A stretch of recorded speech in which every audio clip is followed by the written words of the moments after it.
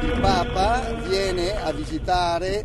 Venezia, Mestre, viene a visitare soprattutto il territorio del nord-est, o se vogliamo dire meglio tutte le chiese, e sono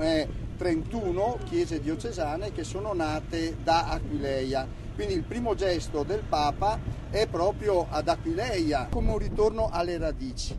partire dalla culla della Chiesa, delle chiese che stanno nel territorio del nord-est.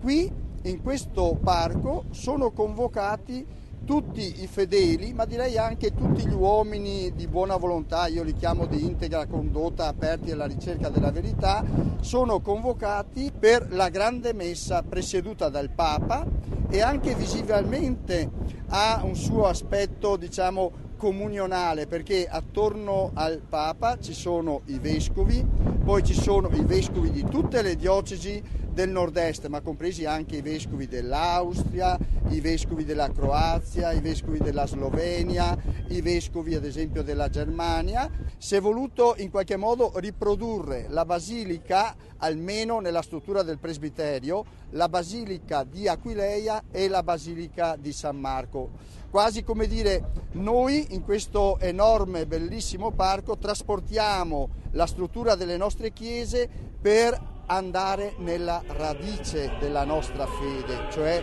Aquileia, e poi di riflesso storicamente più avanti San Marco.